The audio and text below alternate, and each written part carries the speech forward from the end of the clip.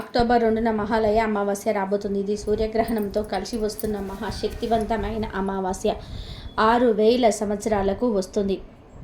అయితే ఇంతటి శక్తివంతమైన ఈ అమావాస్య రోజు ఇంట్లో బియ్యం డబ్బాలో ఇది వేయండి చాలు. 4 వైపుల నుండి ధనం దూసుకు వస్తుంది. కోరుకున్నంత ధనం వస్తుంది. డబ్బుకు లోటు అనేది రాదు. ధనం ప్రవాహంలాగా వస్తుంది. ధన సమస్యలన్నీ కూడా పోతాయి. కష్టాలన్నీ కూడా పోతాయి. మీ దశ మారిపోతుంది. మీ జీవితం మారిపోతుంది. బియ్యం అంటే అన్నపూర్ణాదేవి స్వరూపం. బియ్యాన్ని లక్ష్మీదేవిగా భావిస్తారు. బియ్యాన్ని హిందువులు ఎంతో పవిత్రంగా చూస్తారు. ఎందుకంటే బియ్యం లేకుండా, అన్నం తినకుండా ఏ మనిషి బ్రతకలేడు. ఎంత ధనవంతుడైనా సరే బియ్యం లేకుండా బ్రతకలేడు. ఎందుకంటే ఎంత ధనవంతుడికైనా సరే ఎంత ధనం ఉన్నా ఆ ధనాన్ని తినలేరు. అన్నమే తింటారు కనుక ఆ బియ్యానికి మనకున్న జీవితానికి సంబంధం ఉంది. అందుకే మన పెద్దలు బియ్యానికి ఎంతో ప్రాధాన్యతను ఇచ్చేవారు. బియ్యాన్ని కింద వలకనిచ్చేవారు కాదు. ఒకవేళ వలికిన చేతితో ఎత్తేసేవారు. అంతేకాని చీపిరితో తుడిసేవారు కాదు. కాలితో బియ్యాన్ని తొక్కితే పాపం చుట్టుకుంటుందని చెప్పేవారు.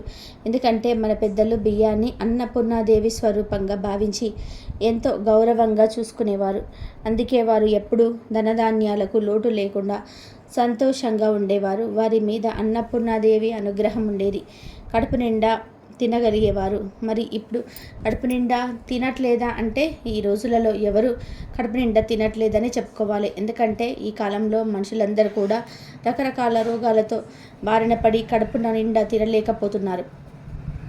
రోగాలనే కాదు, కొంతమందికి రోగాలు ఏమీ లేకపోయినా సరే కడుపు నిండా తిండి తినలేరు.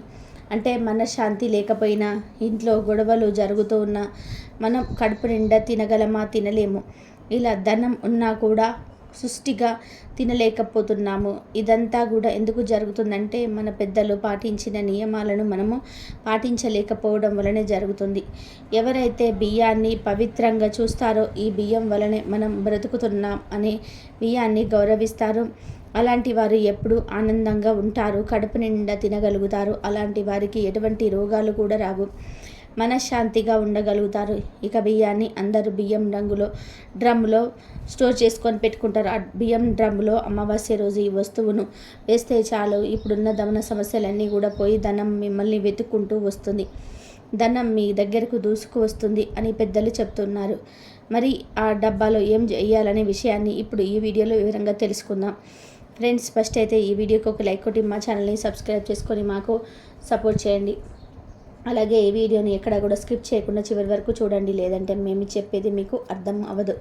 మహాలయ అమావాస్య రోజు ఏం చేస్తే పితృదోషాలన్నీ కూడా తొలగిపోతాయో, సంవత్సరం మొత్తం పితృదేవతల అనుగ్రహం వలన సకల శుభాలు కలుగుతాయో ఈరోజు ఈ వీడియోలో తెలుసుకుందాం.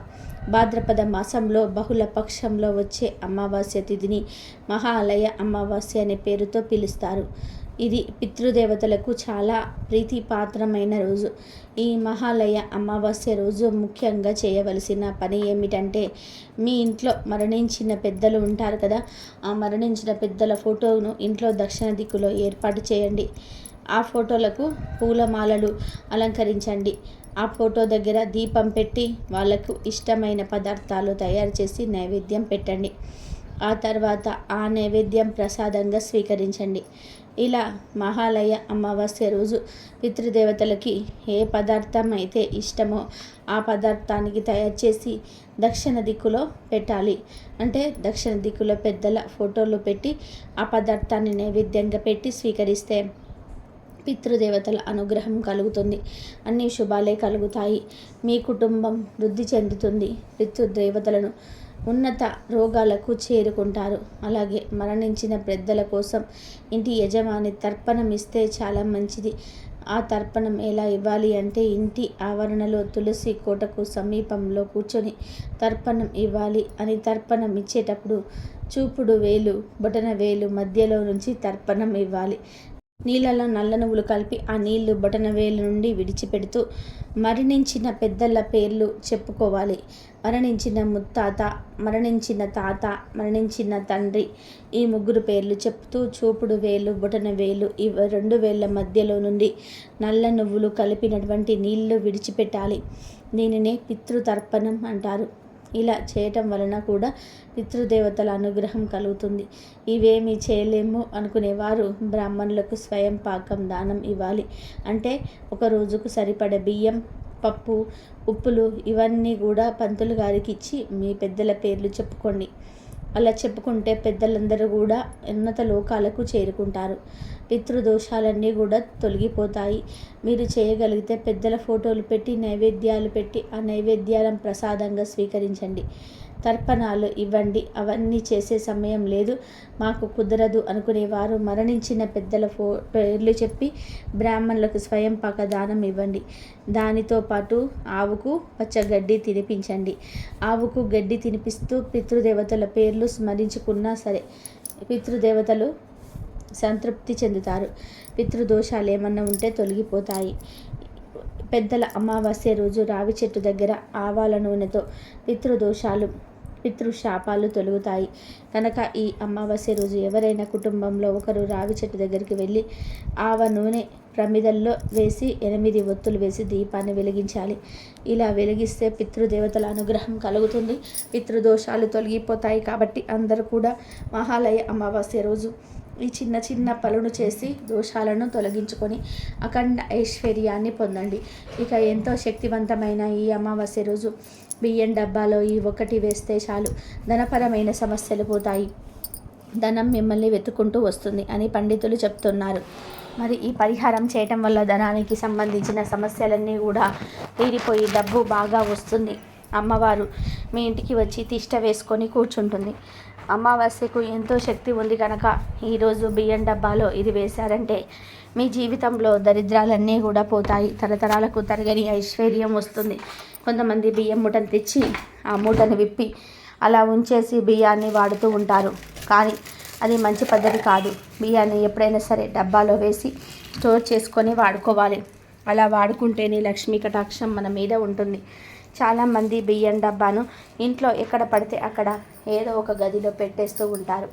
కానీ అలా ఎక్కడ పడితే అక్కడ పెట్టేయకూడదు. బియ్యం డబ్బాను ఎప్పుడైనా సరే వంటగదిలోనే పెట్టుకోవాలి. అలా వంటగదిలో పెట్టిన బియ్యం డబ్బాలో వేస్తే చాలు తరతరాలకు తరగని ఐశ్వర్యం వస్తుంది. అసలు ఏం చేయాలి అంటే ఏమీ లేదు.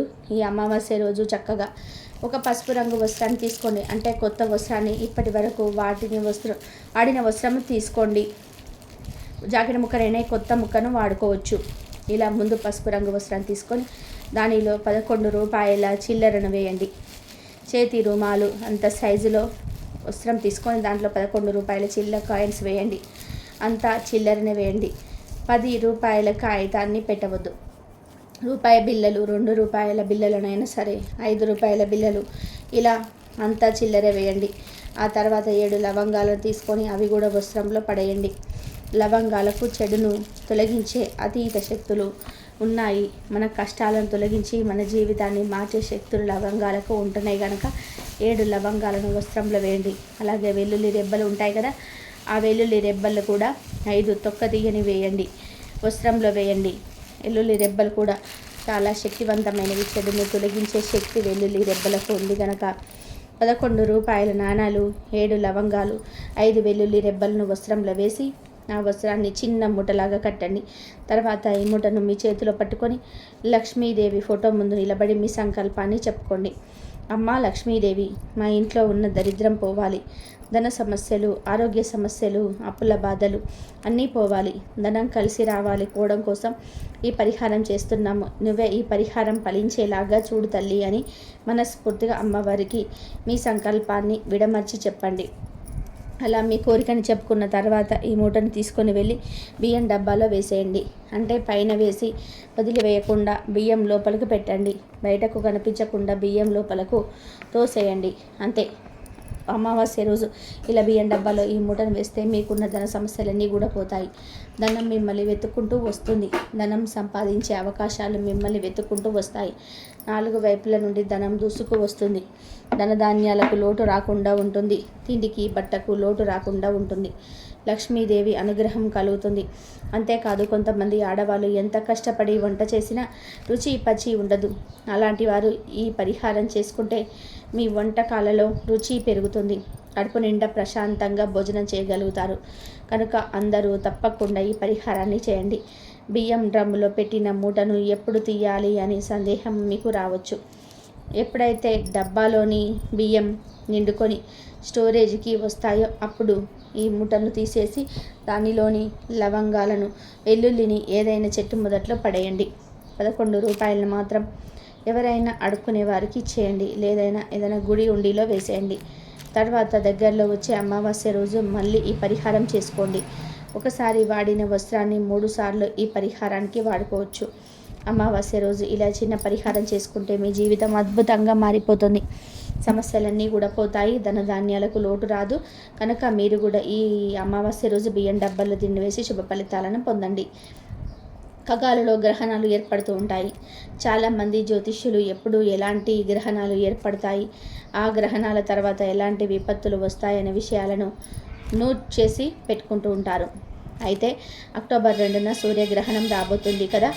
సేమ్ ఇలాంటి గ్రహణమే 6000 సంవత్సరాల క్రితం వచ్చిందని జ్యోతిష్యులు చెప్తున్నారు. ఇది సంపూర్ణ ఖగ్రాస సూర్యగ్రహణం. దీనిని రింగ్ ఆఫ్ ఫైర్ అని పిలుస్తుంటారు. రింగ్ ఆఫ్ ఫైర్ అనేది అసలు రాదు. 6000 సంవత్సరాల క్రితం వచ్చింది, మళ్ళీ ఇప్పుడు వస్తుంది. మనకు ఎప్పుడు సూర్యగ్రహణాలు వచ్చినా పాక్షికంగా వస్తాయి లేదా సంపూర్ణ సూర్యగ్రహణాలు వస్తాయి. కానీ ఖగ్రా సూర్యగ్రహణాలు చాలా చాలా అరుదుగా వస్తాయి. అంటే సూర్యుని చంద్రుడిని అడ్డుకుంటారు, కానీ పూర్తిగా అడ్డుకోడు. దాని వలన చుట్టూ అగ్ని గోళంలాగా రింగులాగా కనిపిస్తుంది, ఎర్రటి రంగులాగా కనిపిస్తుంది. అందుకే దీనిని రింగ్ ఆఫ్ ఫైర్ అని అంటారు. అంటే ఇలాంటి సూర్యగ్రహణం మహాభారత యుద్ధానికి ముందు వచ్చింది. ఈ గ్రహణం తర్వాతనే మహాభారత యుద్ధం జరిగింది. ఈ గ్రహణం ఏదో ఒక విపత్తును తీసుకొస్తుంది. ఈ సూర్యగ్రహణం ఏర్పడడం ప్రపంచానికి కీడును తీసుకొస్తుంది. ప్రపంచ యుద్ధాలు జరుగుతాయి. ఈ విషయాన్ని పురాణాలలో, ఋగ్వేదాలలో చెప్పారు. ఇలాంటి గ్రహణం వచ్చినప్పుడు భూమి రక్తంతో తడుస్తుంది, భూమిపై ఎర్రటి పూలు చిగురిస్తాయి అని ఋగ్వేదం చెప్తుంది. అందులోని ఈ సూర్యగ్రహణం మహాలయ అమావాస్యతో కలిసి వస్తుంది. మహాలయం అంటే పూర్తిగా నాశనం చేసేది అని అర్థం. అత్యంత శ్రేష్టమైన అమావాస్య మహాలయ అమావాస్య అని స్వయంగా కృష్ణుడు చెప్పాడు. ఒకసారి అర్జునుడు కృష్ణుణ్ణి, కృష్ణ 15 తిథుల్లో ఏ తిథి శ్రేష్టమైనది అని అడుగుతాడు. అప్పుడు కృష్ణుడు, అర్జున మొత్తం 365 రోజులు శ్రేష్టమైనవి అని అన్నాడు.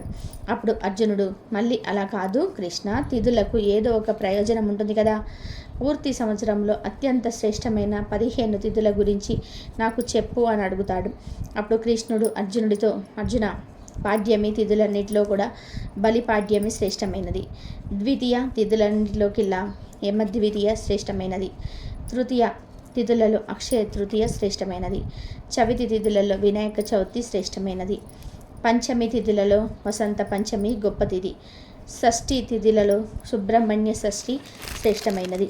సప్తమి తిథులలో రథసప్తమి, భానుసప్తమి శ్రేష్టమైనది. అష్టమి తిథులలో కృష్ణ అష్టమి శ్రేష్టమైనది. నవమి తిథులలో శ్రీరామ నవమి శ్రేష్టమైనది. దశమి తిథులలో విజయదశమి శ్రేష్టమైనది. ఏకాదశులలో భీష్మ ఏకాదశి శ్రేష్టమైనది. ద్వాదశులలో వామన ద్వాదశి శ్రేష్టమైనది. త్రయోదశి తిథులలో ధనత్రయోదశి తిథి శ్రేష్టమైనది. చతుర్దశులలో నరక చతుర్దశి శ్రేష్టమైనది. అమావాస్యలన్నింటిలోకెల్లా ఆశ్వీజ అమావాస్య మహాలయ అమావాస్య శ్రేష్టమైనది. పౌర్ణములన్నిటిలోకెల్లా కార్తీక పౌర్ణమి, ఆశ్వీజ పౌర్ణమి శ్రేష్టమైనవి అని కృష్ణుడు అర్జునుడికి చెప్తాడు.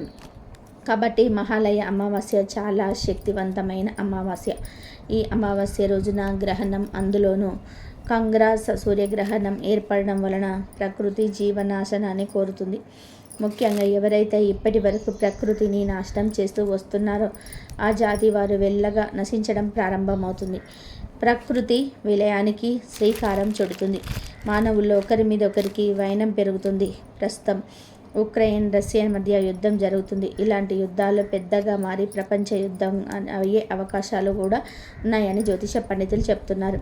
అంతేకాదు ఈ గ్రహణం తర్వాత పెద్ద పెద్ద రోగాలు, జ్వరాలు వచ్చే అవకాశాలు ఉన్నాయి. 2019లో చూసుకుంటే సంపూర్ణ సూర్యగ్రహణం ఏర్పడింది. ఆ గ్రహణం తర్వాత వెంటనే కోవిడ్ వచ్చింది. 2020-21వ సంవత్సరం వరకు దాని ఎఫెక్ట్ పోలేదు. 2022-23లో కొంచెం తేలుకున్నాము. 2024లో మళ్ళీ వరదలు విపత్తులు వస్తున్నాయి. ఏ గ్రహణం తర్వాత మన దేశంలో కూడా ఈ యుద్ధాలు జరిగే అవకాశం ఉంటుంది. ఎందుకంటే మన దేశంలో అంతర్గతంగా తీవ్రవాదం పెరుగుతుంది. ఈ విధంగా ఫెయిర్లో రింగ్ ఎలా అయితే సూర్యుని కప్పివేసిందో అలాగే మనందరినీ కూడా ప్రమాదాలు ఆ రింగులాగా చుట్టుముడుతున్నాయి. ఈ గ్రహణం హస్త నక్షత్రంలో ఏర్పడుతుంది కనుక హస్త నక్షత్ర జాతకులకు చాలా కష్టాలు వస్తాయి, చాలా నష్టాలు వస్తాయి. అంతేకాదు ఈ గ్రహణం వల్ల ప్రస్తుతం ఉన్న గవర్నమెంట్కు కూడా ఒడిదొడుకులు వస్తాయి. గవర్నమెంట్ మారే పరిస్థితులు కూడా రావచ్చు. అక్టోబర్ 2న ఏర్పడే ఈ రంగ్ర సూర్యగ్రహణం మన భారతదేశంలో కనిపించదు. ఇది 6000 సంవత్సరాల తర్వాత వస్తున్న అతిపెద్ద గ్రహణం. గ్రహణాలు ఎక్కడ ఏర్పడినా అందరి మీద ప్రభావం పడుతుంది. ఈ గ్రహణం మనకు కనిపించకపోయినా కూడా ఈ గ్రహణం యొక్క ఎఫెక్ట్ మన దేశం మీద ఉంటుంది కనుక ఎవరికి వారు వ్యక్తిగత నియమాలు పాటించాలి. అలా పాటిస్తే మీకే మంచిది. ఈ సూర్యగ్రహణం భారత కాలమానం ప్రకారం అక్టోబర్ 2వ తేదీ బుధవారం మహాలయ అమావాస్య రోజు రాత్రి 9:13 ప్రారంభమై అక్టోబర్ 3వ తేదీ ఉదయం 3:15 ముగుస్తుంది. ఈ సమయంలో మనకు సూర్యుడు కనిపిస్తాడా, కనిపించడు కనుక ఈ గ్రహణం కూడా మనకు కనిపించదు. ఈ గ్రహణం కనిపించదు కనుక దేవాలయాలు క్లోజ్ చేసే అవకాశం లేదు. నైట్ టైం ఎలాగో టెంపుల్స్ క్లోజ్ చేసే ఉంటాయి. ఈ గ్రహణం గురించి ప్రత్యేకంగా క్లోజ్ చేయరు. అలాగే ఆహారం మీద దర్బలు వేయాల్సిన అవసరం గిట్ల లేదు. గ్రహణ సమయంలో ఆహారం తినవచ్చు, ప్రయాణాలు చేస్తున్నా పర్వాలేదు. ఈ గ్రహణానికి సంబంధించి పట్టు విడుపు స్నానాలు చేయాల్సిన అవసరం కూడా లేదు. అలాగే గర్భిణీ స్త్రీలు గ్రహణ సమయంలో బయటకు రాకుంటుంటే చాలు, ఇంట్లో ఉండి ఏది చేసుకున్నా పర్వాలేదు. గ్రహణ సమయం అనేది పర్వకాలం. గ్రహణ సమయం అనేది ఒక వరం కనుక గ్రహణ సమయంలో మంత్ర జపం చేసుకోండి, సూర్య ఆరాధన చేయండి. ఓం నమః శివాయ, శ్రీ మాత్రే నమః ఇలాంటి మంత్రాలను జపం చేసుకోండి. 1,000 రెట్ల పుణ్యఫలం వస్తుంది. గ్రహణ సమయంలో ఎటువంటి మంత్ర ఉచ్చారణ చేసిన మీ జీవితం అద్భుతంగా మారుతుంది కనుక అందరూ కూడా ఈ గ్రహణ సమయంలో మంత్రాలు జపించుకోండి. ఇదే అక్టోబర్ 2న ఏర్పడే సూర్యగ్రహణం యొక్క వివరణ. ఇదండి ఈరోజు వీడియో. నా వీడియో కనుక మీకు నచ్చినట్లయితే ప్లీజ్ లైక్ చేయండి, షేర్ చేయండి, సబ్స్క్రైబ్ చేయండి. మరొక మంచి వీడియోతో మళ్ళీ కలుద్దాం. గ్రహణం యొక్క ప్రభావం మన మీద పడకుండా ఉండాలి అంటే ఈ విధంగా చేసుకోండి. అక్టోబర్ 2వ తేదీ బుధవారం మహాలయ అమావాస్య రోజున రాత్రి 9:13 ప్రారంభం.